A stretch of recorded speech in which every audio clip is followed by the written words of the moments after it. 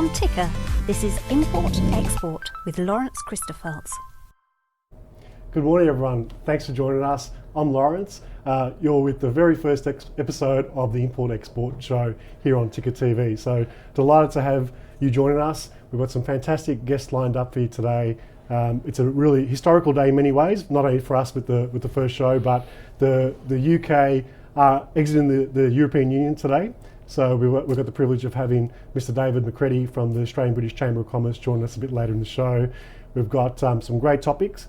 And just to give you a bit of an insight about how what the show's about and why we put it together, we really want to help Australian companies, whether they're existing importers and exporters or aspiring importers and exporters, to really have a resource and a place to keep up to date and to hear about the latest tips and advice, but also educational purposes as well. So throughout every week we'll have different guest speakers, industry experts. We'll be crossing live to government agencies and departments and chambers of commerce around the world as well. So every week, look forward to having you as our guest and making sure that we keep you up to date with all the latest happenings for international trade, supply chain, logistics from around the world.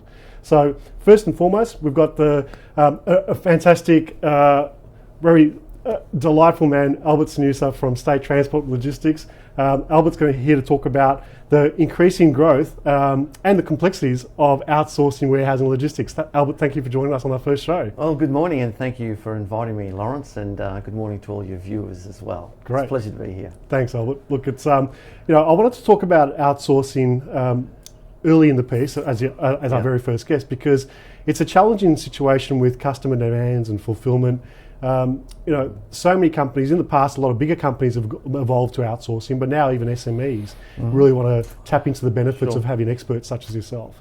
Sure. So can I ask, what have you noticed in this space over the last couple of years? Well, I've noticed there's certainly a hunger and a need. We find that manufacturers and importers are really good at selling their products or manufacturing their products, and they're looking for that additional skill set in order to manage their supply chain. And that skill set is hard learnt over many, many years, and their skills are in a certain specific area that's concerning their products. And this is a whole different skill set. So they come to us because we have the talent. We've been doing it for a long, long time. So they benefit from all of our many, many years. It's 30 years now we've been doing logistics supply chain work. Yep. So they're able to tap into that knowledge and that experience, and to a certain extent, they don't know what they don't know when it comes to logistics. Well, I was going to ask about that. So what are the common mistakes that people make when they start the outsourcing journey? Well, it's scoping out the right provider for their particular needs, and also ensuring that provider has the technology that's going to match their needs, not only now but going to the future. So look for companies. My advice is to look for companies that are innovative and that have got the latest technology, and wherever they can automate, they can. Paperless is obviously the best way to go, and to be able to have their systems interface, their production systems or the inventory systems interface with the 3PL. And that takes out all the human error of doing manual entries. So being able to streamline and get that automation happening is essential. Well, that innovation piece, the technology piece, that's really the way consumers do business now. So it makes sense that businesses in the distribution and logistics space have to do business the same way and integrate with the way the consumers want to interact with them. Sure, and we have clients in various stages of their maturity throughout their business. So we've dealt with a lot of startups, and they really enjoy dealing with companies that, to a certain extent, will help them through the process because they don't know what's coming up in the future as their business grows. And because we deal with some very large companies, we're able to give them a network that allows them to step forward as their business grows as well, without having to make any changes to the distribution providers such as ourselves. Sure. So it's the tech, the skill, that knowledge and experience that we built up over many, many years. They enjoy that and are able to piggyback on the back of that. But it's also about the relationship as well. They need to be able to speak and work out problems, because as businesses are growing, issues occur through their own production and manufacturing or importing, and to be able to react quickly, they need to be with a provider that's able to be able to react to them and their needs as they occur in real time. And I think that the reactivity, the ability to react quickly and be agile in your supply chain, with fluctuations in data and fluctuations in volume coming through as well, it's really important. I think there's also been an increased compliance aspect of running your own warehouse or your transport fleet. So if I'm an SME, importer, exporter, if I'm trying to focus on developing the product, getting the product made, shipping the product over, and then have to be an expert in warehousing and transport, distribution, you've got to wear a lot of hats. You're absolutely right, Lawrence. So yeah, the compliancy, we have a whole department dedicated to compliancy, and particularly for companies from overseas, things are different here and you need to be compliant with that. But also have to have the certifications where HACCP certified, dairy certified, organic certified now as well. So the clients, especially the smaller businesses, they get to enjoy that, and as they bring on new product lines, we can already accommodate them because we've already got all the certifications. So all that hard work has already been done, and they can focus best on selling their product, and people like us, the right sort of providers, can take all the pain and the thinking and the hassles out of it. And not only that, we problem solve as we go along, so it's seamless to the particular client to make their job and their journey as easy as possible. That's our role, to make it seamless for them. And I think that the transition I've seen, and as you know, Albert, I've come from a little bit out of industry myself. There's been, again, a lot of the big boys, a lot of big players, global companies, they go to 3PLs and they have a lot of capacity and you can fill up a shed with a certain client. But the SMEs are really looking to piggyback on this expertise. And they set up, people like ourselves set up things like multi-user warehouses. So you can use the economies of scale of multiple companies and give them the same advantages that the big boys do. Oh, absolutely, yes. So the cost benefits are there for them as well, and the infrastructure, as you say, we spread it over a larger footprint, so they get to enjoy the cost reduction in terms of, because the cost for them to invest in the infrastructure that we have, in the equipment and the staff is enormous. And theirs is worked down to unit rate, so they can actually track it, and it's easier for them to manage their business and attribute costs to the logistics change to their final end product that they're going to have sold off out of the shop or wherever it may be sold. And that's the thing. I think the other emerging trend is this last mile fulfillment and the outside of normal business hour delivery requirements as well. So there's so many stakeholders now that people have to interact with. You've got couriers, you've got transport companies, you've got warehouses. So your ability to interact with those companies. It's fortunate, and we're very customer centric. So we've listened to what our customers are looking for. So we have become now the one-stop shop. I would love to think it was our great forward planning and so on, but it wasn't. It was really listening to our customers and reacting to what their needs are and what their wants. Often as a business you think what the client may want, but we actually listen to what they're telling us and we've reacted to that. So not only do we have a 3PL business, but the last mile, we have a large taxi truck fleet. So again, my advice to anyone that's looking for a 3PL logistics supplier, to ensure that they can not only do one portion of the job that needs to be done, but they can do all the various segments. And if they can do that and manage it for you, obviously the cost is maintained as well.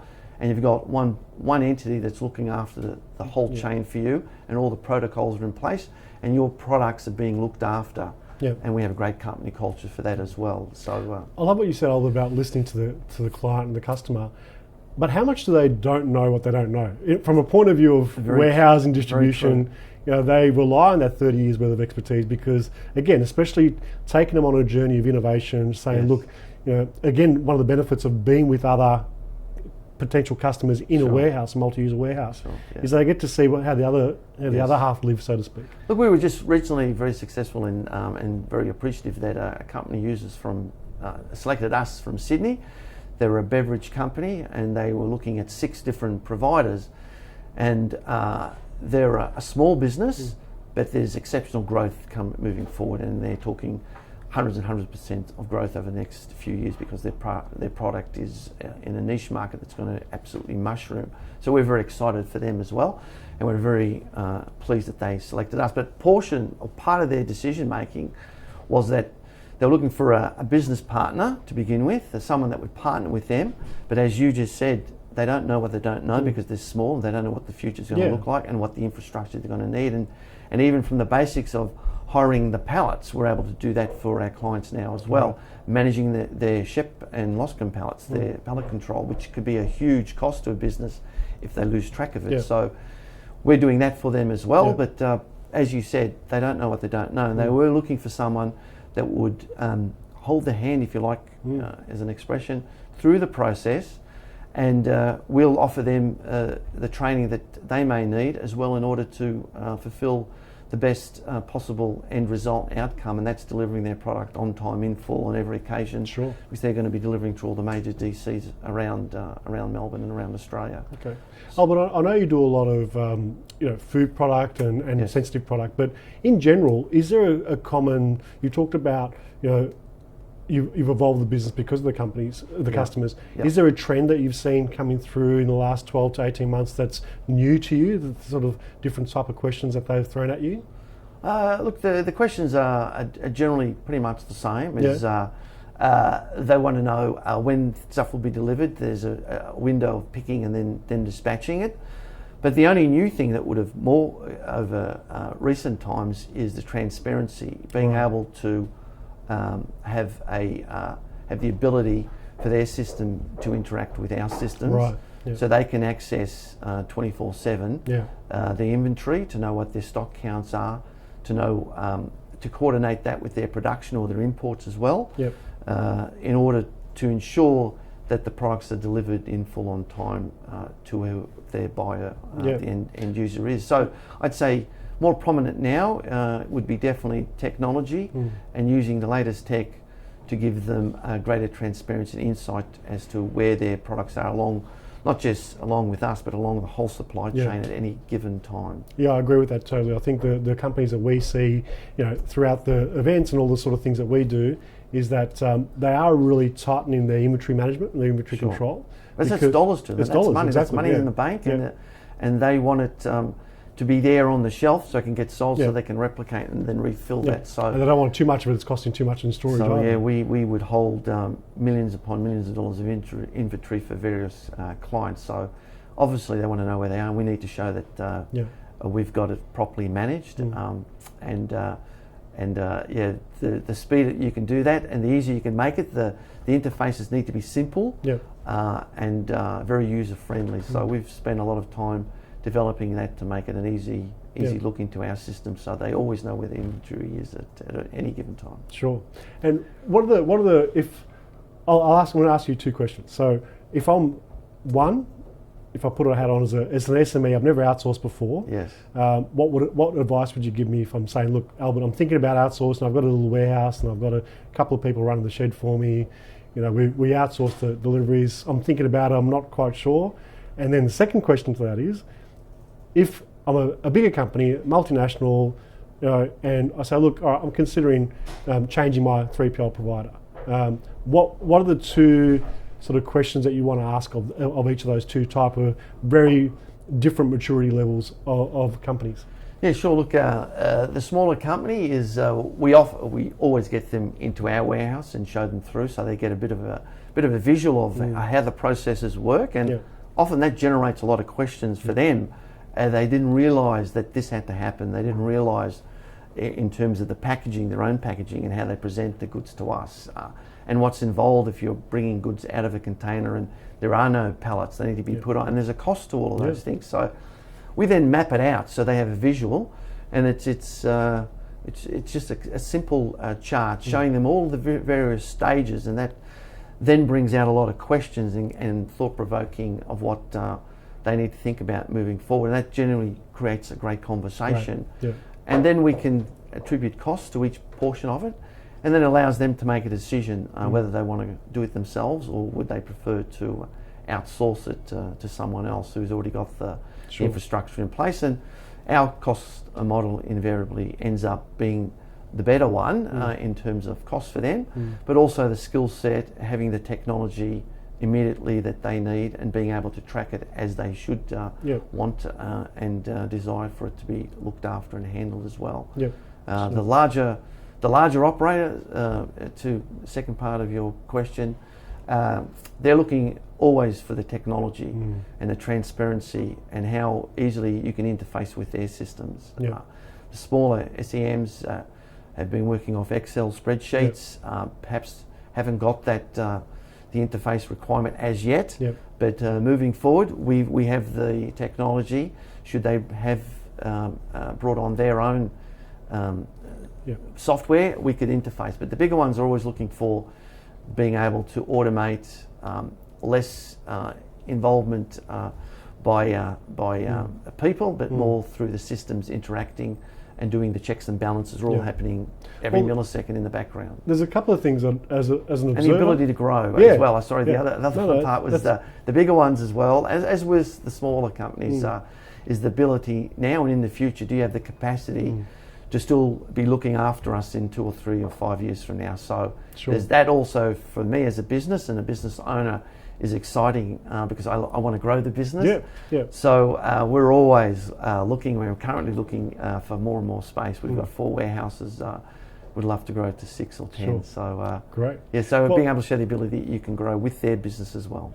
Well, I think the interesting part for me is that whether it's a small company or even probably more so with the bigger companies, when you look at their RFQs and you see what they're looking for in a 3PL provider, they will often don't look at the cost associated with that technology. So there is a major cost with the WMS and the TMS, and then there's a safety compliance point of view. That's a big cost to you guys to run these things.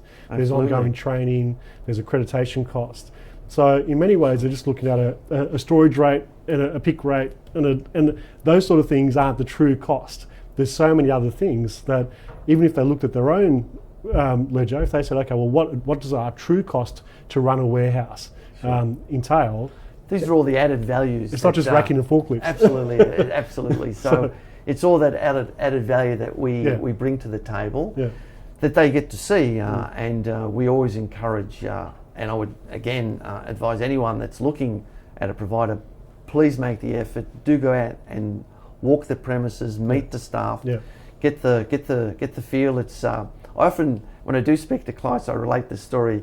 Everyone. There's a famous Aussie movie, and just to get the vibe of the place, come in and get the vibe, and straight away, being on the premises, you'll get a feel and a visual. I mean, a picture speaks 1,000 words, so definitely go out and see the premises. But you'll get all those added benefits at perhaps no cost that you don't. So factor that in the overall assessment, as you pointed out. It's not just the pick rate, the carton rate, or the pallet rate. Absolutely. It's all those added things that are thrown in that the client will benefit from. Great, fantastic. Thanks so much, Albert. It's been a pleasure having you on the show, and we'll definitely have you on in the future as well, and talk about some specific case studies if you like as well. But been great to chat with you. Hopefully you and the audience have actually, the viewers have got some great advice and tips about what you need to look for. So thanks, Albert. Thank you for having me. Much appreciated. Have you back again soon. Great, thank you. Cheers. See you, Lawrence. So we're just going to wrap up and cut to a break, and we'll come back with Steve Kelly from Starboard IT to talk about the importance of data security.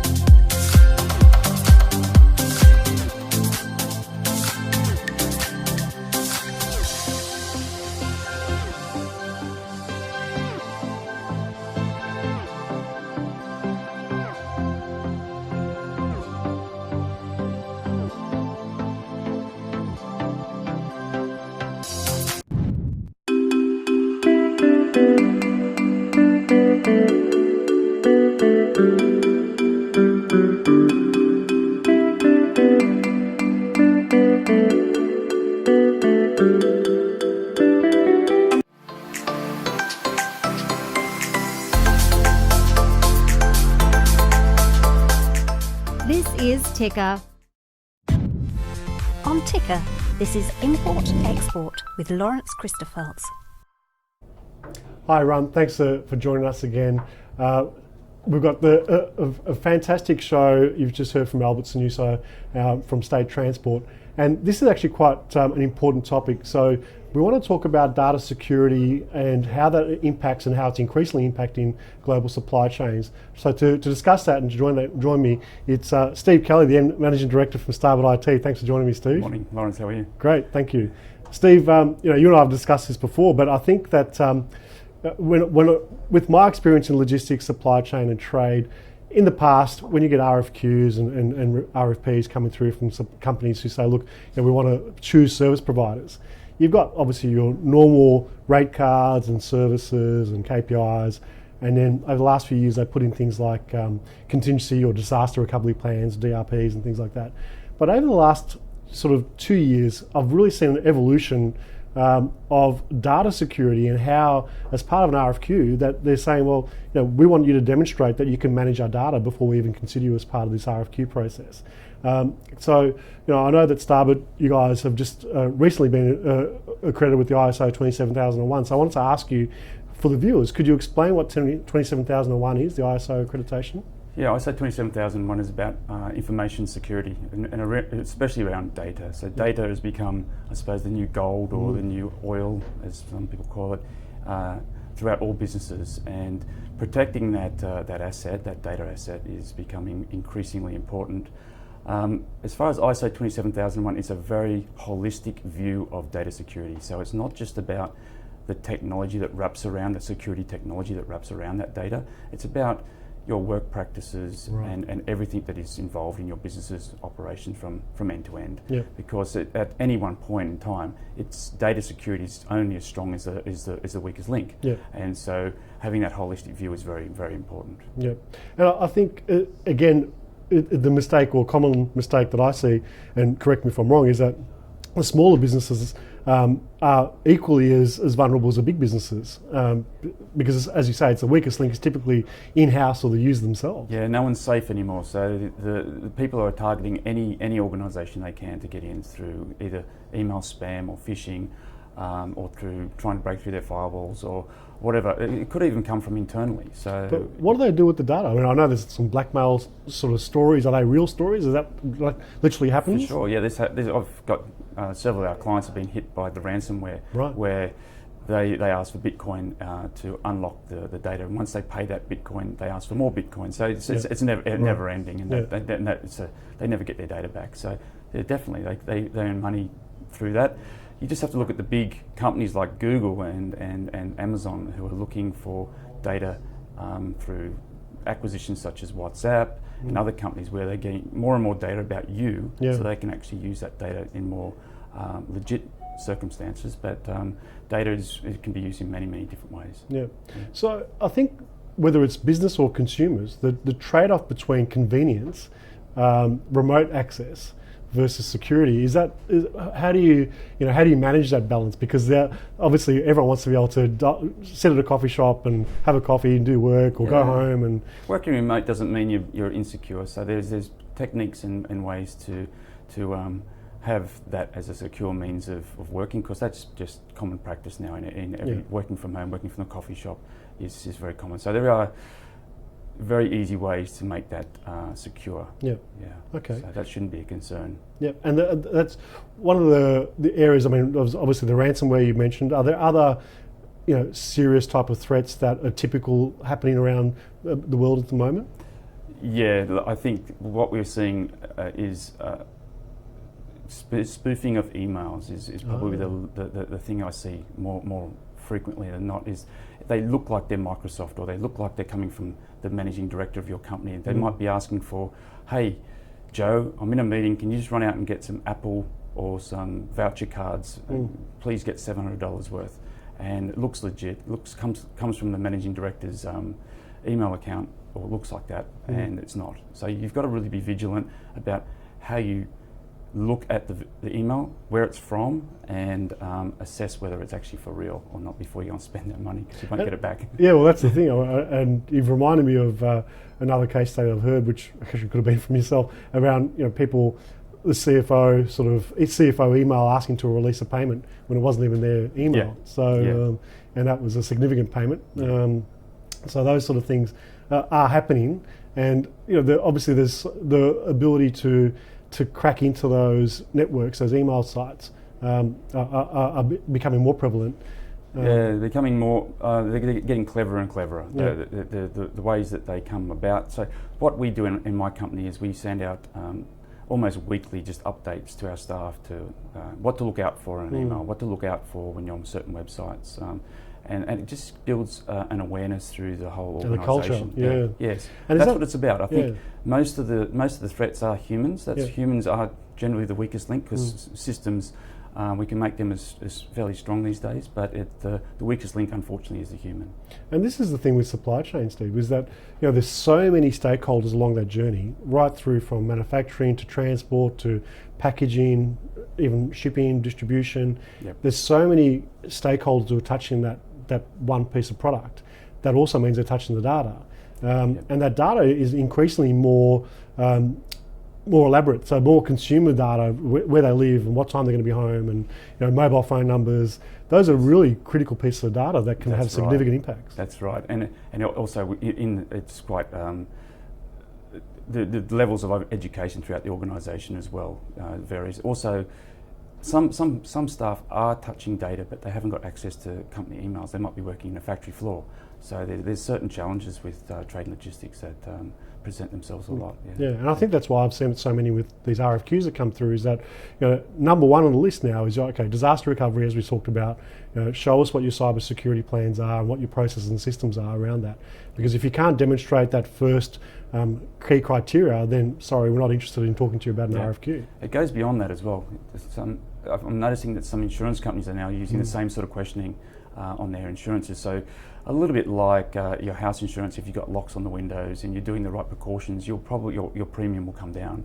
But if you're doing the right things in your data security, your business insurances may also be come down as well. So apart from that cultural awareness and sort of really getting the buy-in of all the staff in an organisation, are there any other tips and advice you'd give a company around that? Is there, is there sort of some things that you'd say, here's my sort of top 10 that I'd probably start with?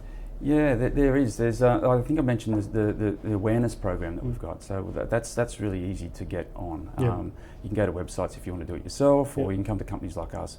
But one thing that's really common is when you've got leavers and joiners, is so when someone leaves the company, sometimes we haven't got practices in place to actually delete people's accounts through all the different accounts they may have touch points into while they were working with the company.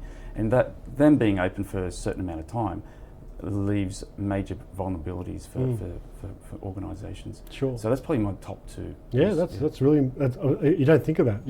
Everyone's wrapped up in trying to get that position refilled and making sure the work's covered, but as you say, those accounts could be left open for a year. Yeah, and they can be accessed anywhere, as you were talking about before. So accounts can be accessed from a coffee shop or a beach or whatever, as long as they've got access to the internet. So.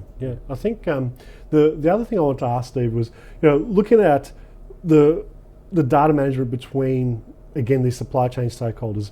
Do you guys get involved with mapping out service levels agreements? So let's say I'm Albert, I'm the warehouse, and I've also worked with the client, and I say, look, we're going to hand over all our customer order details or our supply details, but I want you to be able to sign a service level agreement to say that we want you to manage this data in certain ways, like quarterly backups, daily backups. I don't know what criteria it may be, but are you guys getting involved with more of that? We are, that's fairly fundamental for our business model. So we're a managed service provider. So we don't look at it just as data. We look at it as IT operations end to end, and that SLA that's wrapped around that whole piece. I think that's important to capture that all in one.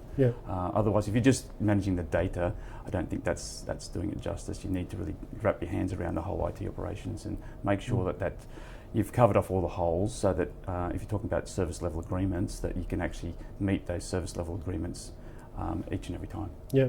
Well, I mean, you also triggered something, a thought process there, is that, again, a competitive advantage these days, if you are a service provider in the industry, is to really emphasise and shout out, look, we are really strong on our IT security.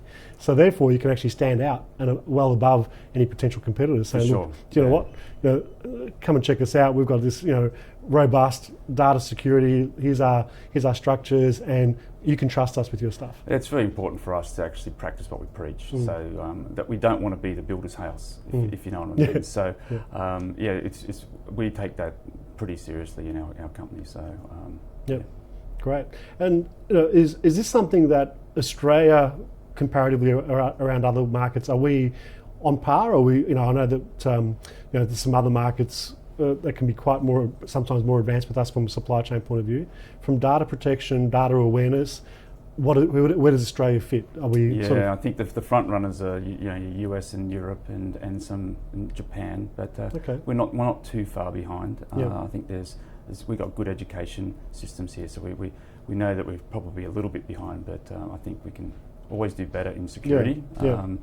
But I think we're tracking okay. I can see. I think that as again, supply chain companies, they are getting less complacent. The old "she'll be right" type mentality is diminishing, and people are becoming a lot more serious and more proactive versus reactive around the data security. I agree with that. The "she'll be right" is sort of going away from the Australian culture a little bit, which I'm pleased with, because it does, especially when you're talking IT security, it does. That complacency can be the weakest link at times. Well, it can literally shut your business down overnight. If that data, we saw some government agencies on the news last year around having data breaches and the reporting requirements around that, and how to try and recapture that data, then regain that trust with their customers. Regaining trust is a very big one. Once you've lost it, it's very hard to claw that one back. So you've got to be vigilant. Yeah, and pretty proactive, as we talked about, to really make sure that you're on the front foot. Do it best for your internal staff. Work through those educational programs, and somehow bring it into that cultural aspect of the business, because people spend time on, and which is important on, obviously, health and safety, mental health, a whole range of things around the business culture, organisational culture, but they need to incorporate the data security culture of that business as well. That's for sure. Yeah, great. Good. So, look, I think there's definitely are there any case studies, Steve, that you can think of that come to mind that have been a horror story that you had to sort of go in and clean up the mess?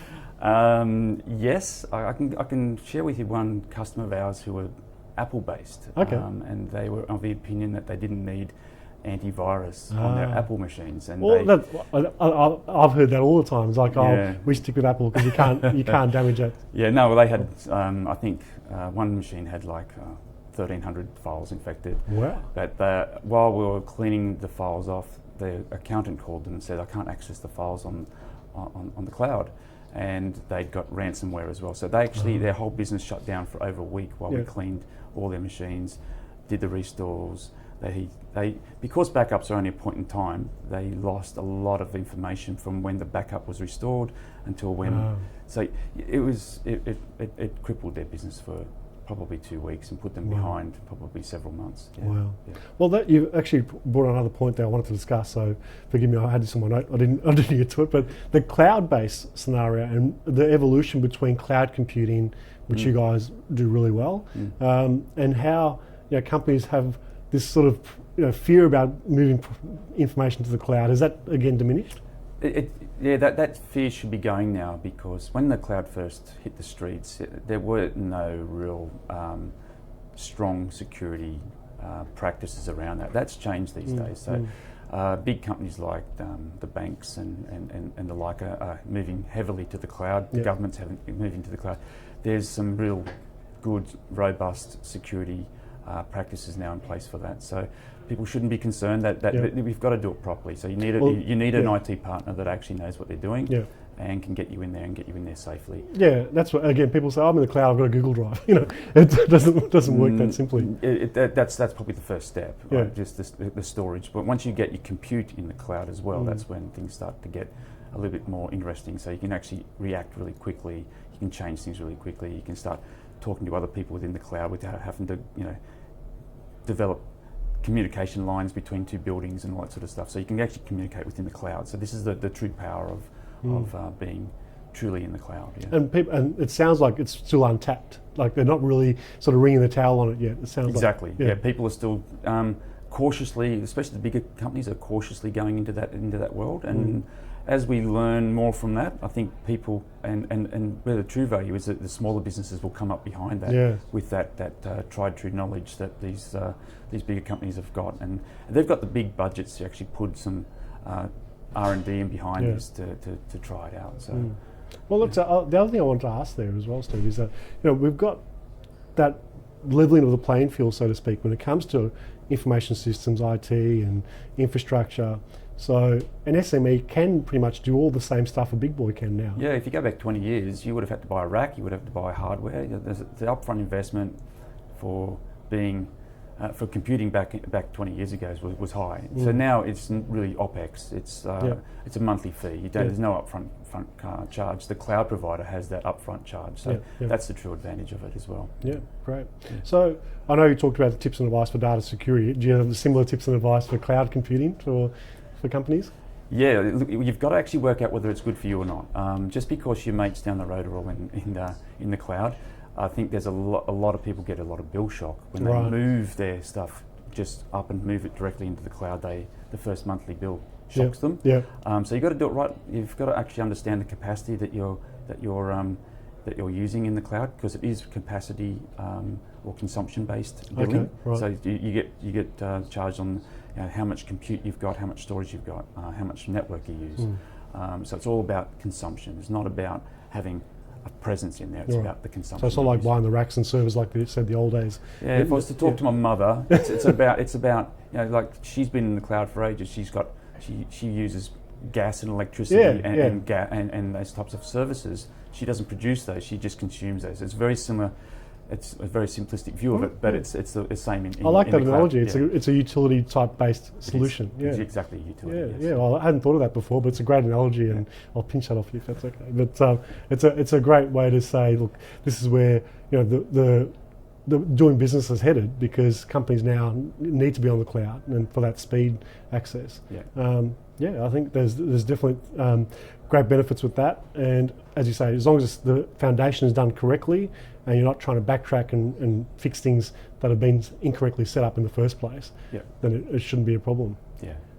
Great. So for example, you don't need a large disk space that you're going to grow into. You just, if you're looking at storage, you just basically just put it in the cloud how much you need at that time. It'll grow into that. So you're not paying for something you need in the future, you're just paying for what you need now. Great. I think that's the idea of getting capacity right in the cloud. Fantastic. Well, thanks so much, Steve. It's been awesome joining us. Again, really delighted to have you on as our inaugural part of the inaugural show with Import Export, and we will be doing a whole range of events with Starboard coming up throughout the year around the country as well. So looking forward to having you and your team talking about some more detail around that. Sure. But that leads me to, I just want to talk quickly about some of our, stay with us, but I want to talk to the viewers about some of our upcoming events with ATLC. So we're going to be able to meet a whole range of other experts such as Steve and Albert before, but mingle with other importers and exporters in the flesh, rub shoulders.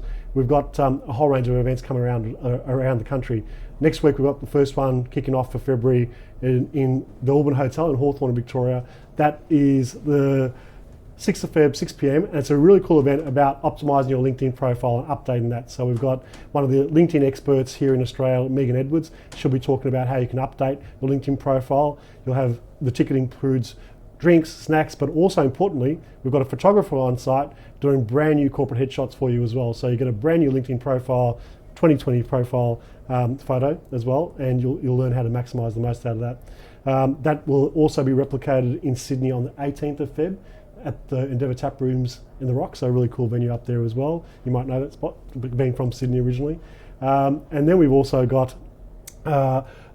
inventory management and product lifecycle breakfast on the 12th of February here in Melbourne. So that's really important to come along to as well, and part of a really important growth factor of supply chains around how to properly manage your product lifecycle, especially around sustainability and how the packaging and all those type of disposability of your products now is so important for consumers and for you and your supply chain. So, I know that we'll have a whole range of different events through ATLC, but other industry providers through through the sector here, through supply chain logistics, please send that through details. I'm more than happy to spruik your events as part of the import-export show to make sure that we're helping the community at large, be better educated and up to date with what's going on in international trade, supply chain logistics. So I believe we're about to just go to a break, and look forward to seeing you straight after this to talk to David McCready from the Australian British Chamber of Commerce. Thanks again, Steve. Thank you.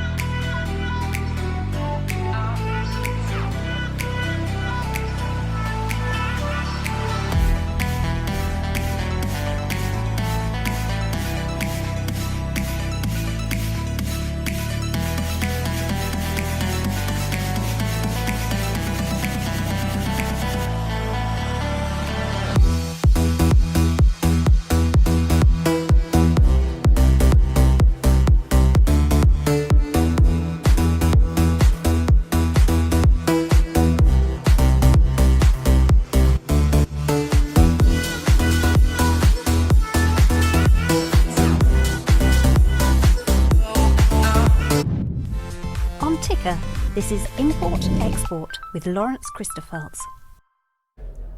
Hi everyone, thanks for coming back. We're just waiting for Dave McCready to join us via Sydney Link. But in the meantime, what I'm going to do is tell you about who the sponsors are of Import Export here on Ticker. So we've got the Australian Trade and Logistics Corporation, ATLC, it's probably easy to say, and we're a community organisation where we want to try and get importers and exporters, service providers right throughout the supply chain together on a regular basis, build that camaraderie and really keep upskilling the industry sector as a whole. So we have a range of events right around the country, workshops, networking, bring some fun back to the sector. The other major partner of the Import Export Show is a new venture called the Ethical Trade Alliance. The Ethical Trade Alliance, the whole mandate around that is to help companies globally, not just here in Australia, around improving their sustainability across their supply chains, which means that we'll work with them on making sure that their packaging's right, the shipment, transportation of goods, utilisation, and all the disposability is really looked at and scrutinised and improved as part of a sustainable push. But really importantly and increasingly a problem for many companies is how they can comply with the new modern slavery requirements. So supply chain regulations around the world are becoming tougher, border control, but even now here in Australia we've got modern slavery reporting requirements for companies across their supply chains. Certain thresholds apply, but it's really important now that more so than ever that you know who is involved with your supply chain, and we are all taking accountability for that. So, the whole mandate of Ethical Trade Alliance is that we want to improve the lives of people at every point of the supply chain, the workers in the factories, the people who carry and handle the cargo. We want to make sure the consumers are aware and increasingly aware about supporting the right brands and products, and we want to make sure that we're helping the companies upskill and improve their services on every level for the benefit of the environment, consumers, and basically the whole supply chain stakeholders in total. So those are the two major supporting partners of the Import Export Show here on Ticker. The show will consist typically we'll have some industry expert speakers like you've seen this morning, and just as we're about to have David coming through, we'll also have regular spots available for trade and trade promotion agencies and chambers of commerce speakers, not just from Australia but all around the world as well. So we'll deal with other governments talking about free trade agreements and different things about opportunities of different sectors, what's emerging, what cultural awarenesses they need to do as well. So looking forward to have more of those on the show in coming weeks and months. Now I understand we've got David here joining us from Sydney, David McCready from the Australian British Chamber of Commerce. Hi David, thanks for joining me. Hi, how are you? Great. Great to speak to you again, and thank you so much for taking time out on such a historical day. I'm sure you're quite busy. It's really well appreciated, so thank you. No, my pleasure. Happy Brexit Day. Yes, happy Brexit Day. Is there a cake? No. Not as yet, but the team in the office may have one later, I think. Okay, great, cool. So David, can you, just for the viewers' purpose, explain what's happening? So I know obviously it's just not a rip the band-aid off approach. What are the steps involved now that the UK is officially leaving the European Union? So where we're at the moment is obviously, tomorrow morning Sydney time, but at 11 o'clock UK time, the UK formally leaves the European Union. That's after the transition deal, or the withdrawal deal rather, that Boris Johnson managed to agree with the European Union this month past both the UK Parliament and then more recently this week the European Parliament. Having passed through those parliaments, it's now into law, and the UK is leaving at 11 p.m. Friday, the 31st of January. What does that mean? Well, actually, nothing huge happens tonight. Big Ben won't bong. They didn't manage to raise the funds to make. Indeed, very across the UK, some of whom are very keen to obviously leave. Some who this is happening. What does it actually mean in terms of business? Well, actually, nothing changes immediately, because part of the withdrawal agreement is there is a transition period. During that transition period, the rules and circumstances of business don't change, and that will extend currently until the 31st of December this year. So that's the next 11 months, during which time the UK and the EU will endeavour to sign a trade arrangement, which will cover probably a lot more than just free trade, I'd suggest. And during that period, Australia will also, and other countries, the US and Japan, and our friends across the ditch in New Zealand, will be able to start negotiating free trade agreements, none of which would be able to be finalised. Well, they can be finalised, but they can't come into force until after that transition period ends. So at the moment, it's business as usual for the next 11 months. Great, thanks, Dave. Well, you've stolen one of my questions there about free trade agreements, but you've answered a lot of that already. So, have those countries sort of? My understanding is they've already started that sort of process in preparation to start to build a framework of free trade agreements. Yeah, that's right. So back in 2016, shortly after the referendum in September of that year, Stephen Chobo, the then Trade Minister of Australia, met with Liam Fox, Secretary of State for International Trade in the UK, and signed what was called the Trade Working Group Agreement, which is basically an opportunity for officials from each country to start talking but not negotiating about what the future relationship needs to be between Australia and the UK. Part of that process has been visits by both to either country, lots of dialogue around different streams and areas that they would like to explore through the negotiations, but no formal negotiation per se. And the normal process for a free trade agreement in terms of negotiating is that both countries put forward a mandate to their parliament or through a process.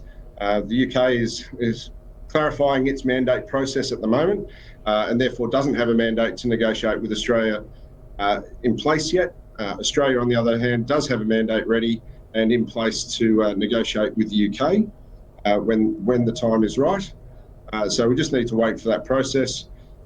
Nothing could happen before 11 o'clock tonight UK time, because the UK is still a member of the EU, and as such is unable to negotiate anything independent of the EU because that's part of the deal of membership, if you like.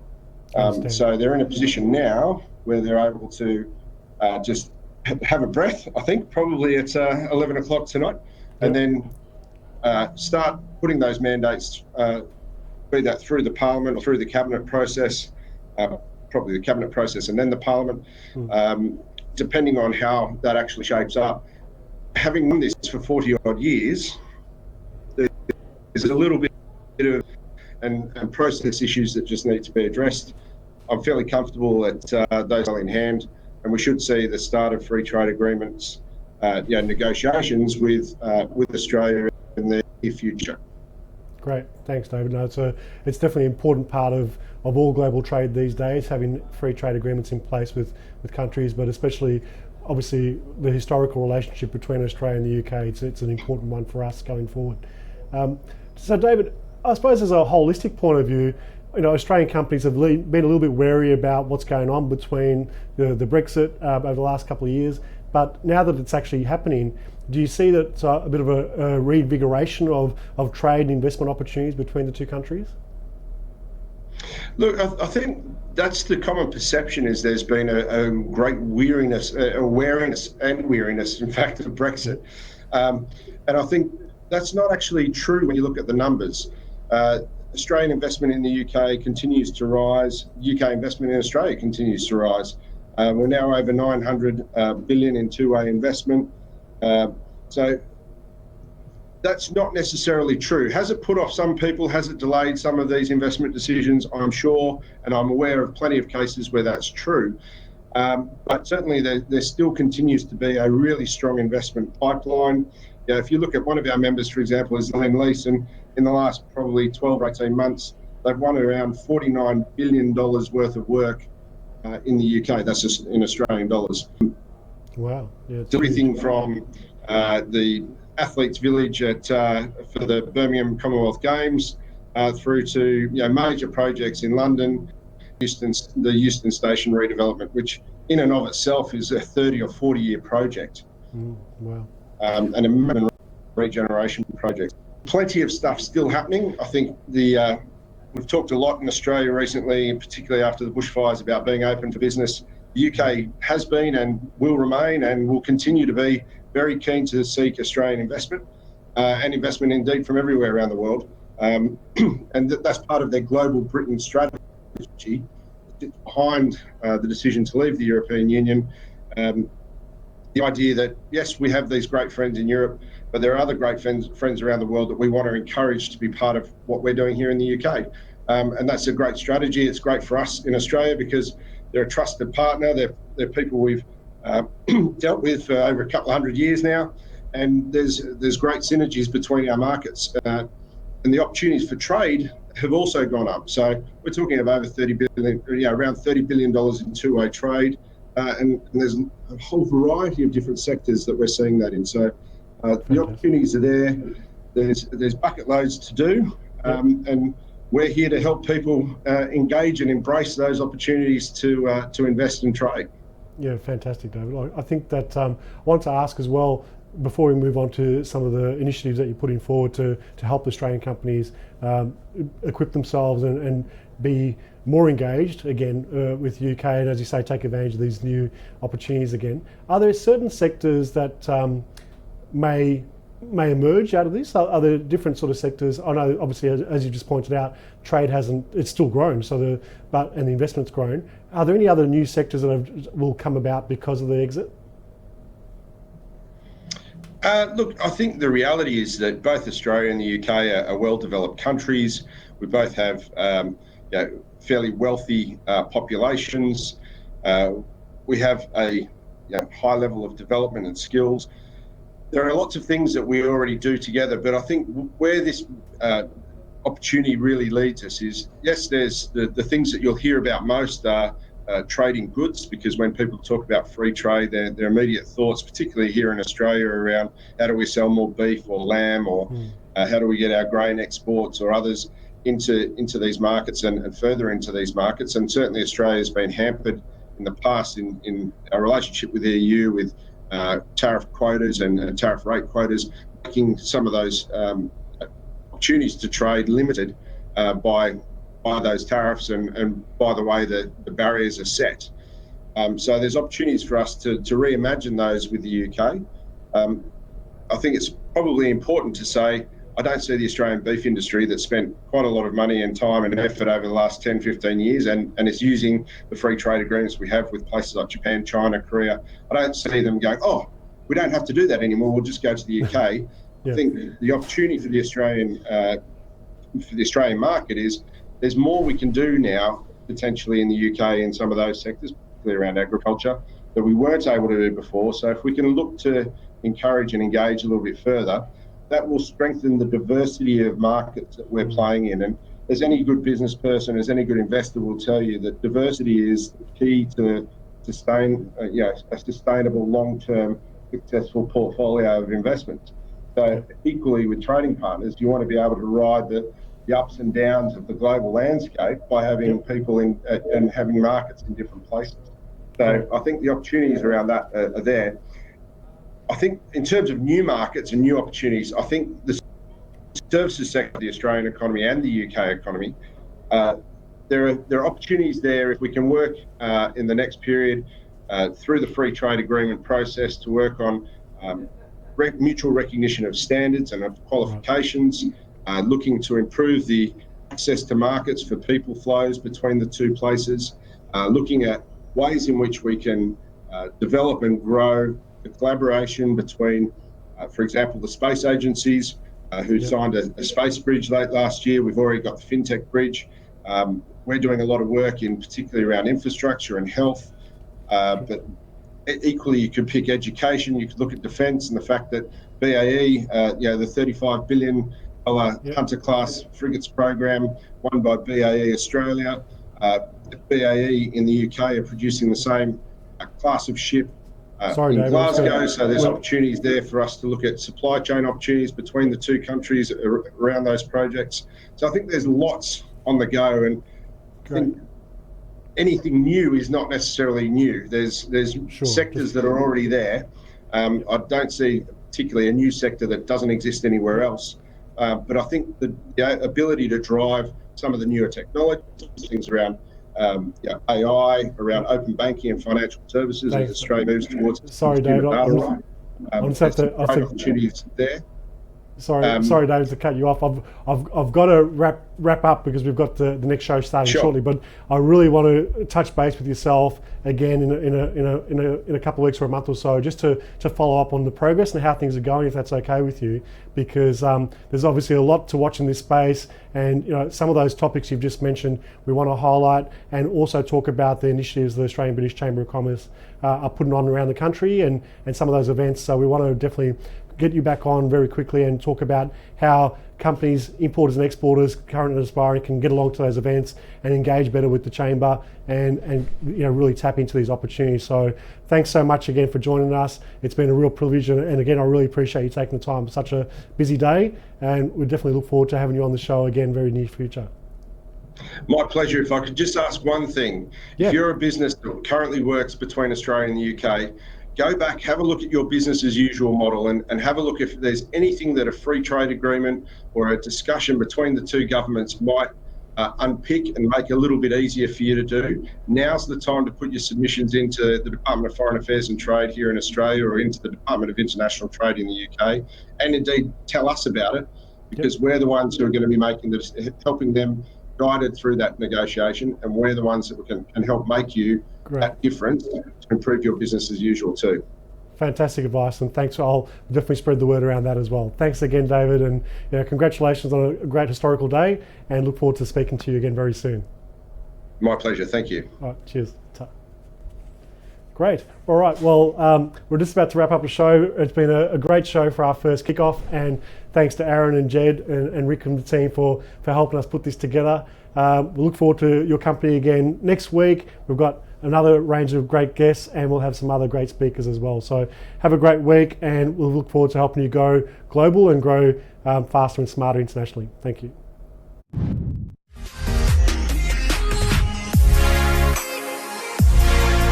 This is Ticker, your new source for news.